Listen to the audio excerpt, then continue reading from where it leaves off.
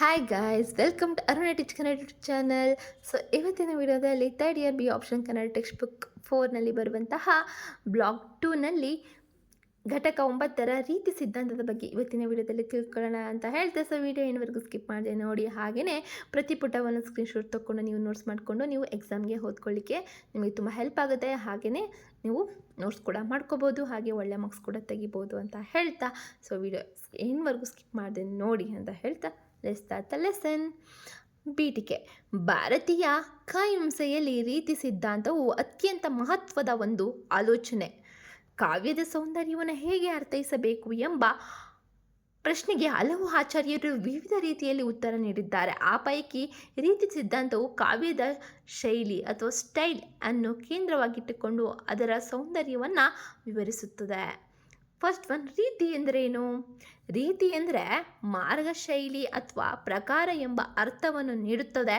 ಕಾವ್ಯದಲ್ಲಿ ಪದಗಳ ಆಯ್ಕೆ, ಅವುಗಳ ವಿನ್ಯಾಸ, ಲಯ, ಮಧುರತೆ, ಗಂಭೀರತೆ ಇವುಗಳ ಸಮನ್ವಯದಿಂದ ಮೂಡುವ ಶೈಲಿಯೇ ರೀತಿ. ಸರಳವಾಗಿ ಹೇಳುವುದಾದರೆ ಕವಿ ತನ್ನ ಭಾವನೆಗಳನ್ನು ಹೇಗೆ ವ್ಯಕ್ತಪಡಿಸ್ತಾನೆ ಎಂಬುವ ಒಂದು ರೀತಿಯೇ ರೀತಿ ಅನ್ನೋದನ್ನು ನಾವಿಲ್ಲಿ ತಿಳ್ಕೊಬೇಕಾಗತ್ತೆ. ಅದೇ ರೀತಿ ಅಂದ್ರೇನು ಅಂತ. ಸೆಕೆಂಡ್ ಒನ್, ರೀತಿ ಸಿದ್ಧಾಂತದ ಪ್ರತಿಪಾದಕರು ಯಾರು ಅಂದರೆ ರೀತಿ ಸಿದ್ಧಾಂತವನ್ನು ಮುಖ್ಯವಾಗಿ ಪ್ರತಿಪಾದಿಸಿದವರು ವಾಮನ. ಈ ಪ್ರಕಾರ ರೀತಿಯೇ ಕಾವ್ಯದ ಆತ್ಮ, ಹಾಗೆ ಅಂದರೆ ಕಾವ್ಯದ ಸೌಂದರ್ಯ ಅದರ ಶೈಲಿಯಲ್ಲೇ ಇದೆ ಎಂದು ಅವರು ಹೇಳಿದ್ದಾರೆ. ಸೆಕೆಂಡ್ ಒನ್, ಗುಣಗಳು ಮತ್ತು ರೀತಿ. ವಾಮನರ ಪ್ರಕಾರ ರೀತಿ ಗುಣಗಳ ಮೇಲೆ ಆಧಾರಂತವಾಗಿದೆ. ಹಾಗೆ ಗುಣಗಳು ಎಂದರೆ ಕಾವ್ಯದ ಸೌಂದರ್ಯವನ್ನು ಹೆಚ್ಚಿಸುವ ಲಕ್ಷಣಗಳಾಗಿದೆ. ಮುಖ್ಯ ಗುಣಲಕ್ಷಣಗಳನ್ನು ನೋಡೋದಾದರೆ ಮುಖ್ಯ ಗುಣಗಳು ಮಧುರತೆ, ಮಾಧುರ್ಯ, ಓಜಸ್ಸು, ಶಕ್ತಿ ಅಥವಾ ಗಂಭೀರತೆ, ಹಾಗೆ ಪ್ರಸಾದ ಅಂದರೆ ಸರಳತೆ, ಹಾಗೆ ಸ್ಪಷ್ಟತೆ. ಈ ಗುಣಗಳು ಒಂದಕ್ಕೊಂದು ಸೇರಿ ಒಂದು ವಿಶಿಷ್ಟ ಶೈಲಿಯನ್ನು ರಚಿಸುತ್ತವೆ. ಅದೇ ರೀತಿ. ಈಗ ರೀತಿ ವಿಧಗಳನ್ನು ನೋಡೋದಾದರೆ ವಾಮನರು ಮುಖ್ಯವಾಗಿ 3 ರೀತಿಗಳನ್ನು ಸೂಚಿಸಿದ್ದಾರೆ. ಫಸ್ಟ್ ಒನ್, ವೈದರ್ಭಿ ರೀತಿ ಅಂದರೆ ಮೃದುವಾದ ಸುಂದರವಾದ ಶೈಲಿ, ಮಧುರ ಪದಗಳ ಬಳಕೆ, ಸರಳ ಹಾಗೂ ಸುಗಮವಾದ ಅಭಿವ್ಯಕ್ತಿ.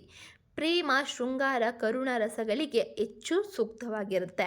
ನೆಕ್ಸ್ಟ್, ಗೌಡಿ ರೀತಿ ಅಂದರೆ ಗಂಭೀರ ಹಾಗೂ ಭಾರವಾದ ಶೈಲಿ, ದೀರ್ಘ ಪದಗಳು, ಸಂಕೀರ್ಣ ವಾಕ್ಯಗಳು, ಶಕ್ತಿ ಮತ್ತು ಓಜಸ್ಸು ತುಂಬಿರುವುದು, ಹಾಗೆ ವೀರ ರೌದ್ರ ರಸಗಳಿಗೆ ಸೂಕ್ತವಾಗಿರುವಂಥದ್ದು. ಪಂಚಾಲಿ ರೀತಿ ಅಂದರೆ ವೈದರ್ಭಿ ಮತ್ತು ಗೌಡಿ ನಡುವಿನ ಸಮತೋಲನ, ಹಾಗೆ ಸರಳತೆ ಮತ್ತು ಗಾಂಭೀರ್ಯತೆ ಎರಡೂ ಇರುತ್ತವೆ. ಸಾಮಾನ್ಯವಾಗಿ ಎಲ್ಲ ರಸಗಳಿಗೆ ಹೊಂದಿಕೊಳ್ಳುತ್ತದೆ. ಫಿಫ್ತ್ ಒನ್, ರೀತಿ ಸಿದ್ಧಾಂತದ ಮಹತ್ವವೇನು ಅಂದರೆ ರೀತಿ ಸಿದ್ಧಾಂತವು ಕಾವ್ಯಮೀಮಾಂಸೆಯಲ್ಲಿ ಹಲವು ಕಾರಣಗಳಿಂದ ಮುಖ್ಯವಾಗಿದೆ. ಹಾಗೆ ಕಾವ್ಯದ ಶೈಲಿಗೆ ಮಹತ್ವ ನೀಡುತ್ತದೆ. ಕಾವ್ಯದ ಸೌಂದರ್ಯವು ಪದಗಳ ವಿನ್ಯಾಸದಲ್ಲಿದೆ ಎಂದು ತೋರಿಸುತ್ತದೆ. ಕವಿಯ ವೈಯಕ್ತಿಕ ಶೈಲಿಯನ್ನು ಗುರುತಿಸಲು ಸಹಾಯ ಮಾಡುತ್ತದೆ. ಗುಣಗಳು ಮತ್ತು ಶೈಲಿಯ ನಡುವಿನ ಸಂಬಂಧವನ್ನು ವಿವರಿಸುತ್ತದೆ. ಇದರಿಂದ ಕಾವ್ಯವನ್ನು ಅರ್ಥ ಮಾಡಿಸಿಕೊಳ್ಳುವ ಹೊಸ ದೃಷ್ಟಿಕೋನವಾಗುತ್ತದೆ. ಇತರೆ ಸಿದ್ಧಾಂತಗಳೊಂದಿಗೆ ಹೋಲಿಕೆ ಅಂದರೆ ಅಲಂಕಾರ ಸಿದ್ಧಾಂತ ಅಲಂಕಾರಗಳಿಗೆ ಮಹತ್ವ, ಧ್ವನಿ ಸಿದ್ಧಾಂತ ಅರ್ಥದ ಸೂಕ್ಷ್ಮತೆಯ ಮೇಲೆ ಒತ್ತು, ರೀತಿ ಸಿದ್ಧಾಂತ ಶೈಲಿಯ ಮೇಲೆ ಒತ್ತು. ಹೀಗಾಗಿ ರೀತಿ ಸಿದ್ಧಾಂತವು ಕಾವ್ಯ ಹೇಗೆ ಹೇಳಲಾಗಿದೆ ಎಂಬ ಪ್ರಶ್ನೆಗೆ ಇಲ್ಲಿ ಉತ್ತರ ನೀಡುತ್ತದೆ.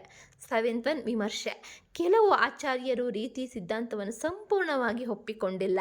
ಕಾವ್ಯದಲ್ಲಿ ಕೇವಲ ಶೈಲಿಯ ಆತ್ಮವಲ್ಲ, ಭಾವ, ರಸ, ಧ್ವನಿ ಇವುಗಳು ಸಮಾನವಾಗಿ ಮುಖ್ಯ. ಆದ್ದರಿಂದ ರೀತಿ ಸಿದ್ಧಾಂತವು ಕಾವ್ಯದ ಒಂದು ಭಾಗವಷ್ಟೇ ವಿವರಿಸುತ್ತದೆ. ನೆಕ್ಸ್ಟ್, ಕನ್ಕ್ಲೂಷನ್ ಅಂದರೆ ಉಪಸಂಹಾರ. ರೀತಿ ಸಿದ್ಧಾಂತವು ಭಾರತೀಯ ಕಾವ್ಯಮೀಮಾಂಸೆಯಲ್ಲಿ ಮಹತ್ವದ ಸ್ಥಾನವನ್ನು ಹೊಂದಿದೆ. ಇದು ಕಾವ್ಯದ ಶೈಲಿಯನ್ನು ಕೇಂದ್ರವಾಗಿಟ್ಟುಕೊಂಡು ಅದರ ಸೌಂದರ್ಯವನ್ನು ವಿಶ್ಲೇಷಿಸುತ್ತದೆ. ವಾಮನರ ಅಭಿಪ್ರಾಯದಂತೆ ಕಾವ್ಯದ ಆತ್ಮವೇ ರೀತಿ ಎಂಬುದು ಕಾವ್ಯದ ರೂಪ ಶೈಲಿಗೆ ನೀಡಿದ ದೊಡ್ಡ ಗೌರವವಾಗಿದೆ.